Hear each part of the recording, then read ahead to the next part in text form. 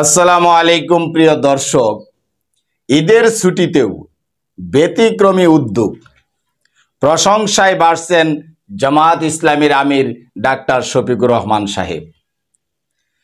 ঈদের ছুটিতে অন্যান্য রাজনৈতিক দলের নেতারা কেউ পরিবারকে নিয়ে ঈদ করছেন, আবার কেউ আত্মীয় স্বজনকে সময় দিচ্ছেন, কেউ পরিবারকে নিয়ে ব্যস্ত সময় পার করছেন।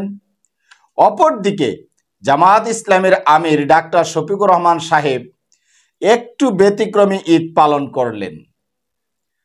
পরিবারকে সময় দেওয়ার পাশাপাশি সিলেট বিয়ানীবাজার উপজেলার শিলাবৃষ্টিতে ক্ষতিগ্রস্ত পরিবারের মাঝে ডেউটিন উপহার প্রদান করেছেন, যেন ঈদের আনন্দ থেকে ওই ক্ষতিগ্রস্ত পরিবারটিও বঞ্চিত না হয়। এটাই হচ্ছে মানবতা, এটাই হচ্ছে মানবতার সংগঠন, এটাই হচ্ছে হতদরিদ্র মানুষের সংগঠন।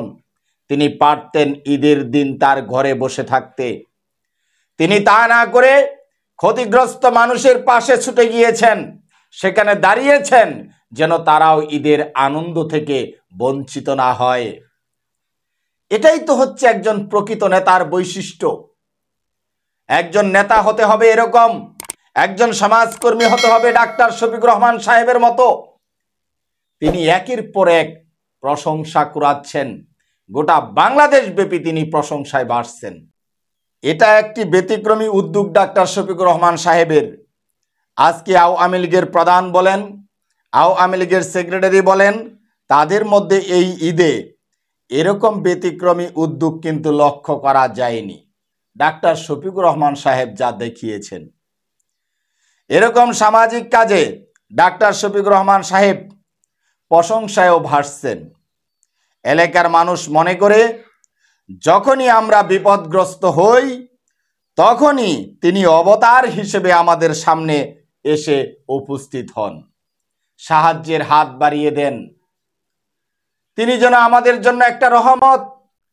আমরা যেখানেই বিপদগ্রস্ত সেখানেই সর্বপ্রথম ছুটে আসেন ডাক্তার শফিকুর রহমান সাহেব। এই মানুষটিকেও দীর্ঘদিন কারারুদ্ধ করে রাখা হয়েছিল। যদি রাখা না হতো, দেশের আরো হাজার হাজার সুবিধা বঞ্চিত পরিবার, হাজার হাজার ক্ষতিগ্রস্ত পরিবার, তাদের পাশেও এই ডাক্তার শফিকুর রহমান সাহেব দাঁড়াতে পারতেন। এই নম্র ভদ্র ক্লিন ইমেজের মানুষটির জন্য সবাই দোয়া করবেন। আল্লাহ তাকে হায়াত দারাজ করুক, নেক হায়াত দান করুক, যেন দীর্ঘদিন আল্লাহ তাআলা এই জমিনের বুকে তাকে বাঁচিয়ে রাখেন। হত দরিদ্র মানুষের পাশে যেন তিনি দাঁড়াতে পারেন। তিনি যেভাবে দাঁড়াচ্ছেন, তিনি যেভাবে মানুষকে ভালোবাসা দিচ্ছেন, মানুষ ক্ষতিগ্রস্ত হওয়ার সাথে সাথে অবতার হিসেবে তিনি সেখানে ছুটে যাচ্ছেন, যেন তিনি তার জীবদ্দশায় পর্যন্ত এই ভালো কাজগুলো তিনি করতে পারেন। আমরা তার জন্য দোয়া করি, আপনারাও দোয়া করবেন। দর্শক ভালো থাকুন। আজকের মতো এ পর্যন্তই। আসসালামু আলাইকুম ওয়া রাহমাতুল্লাহ।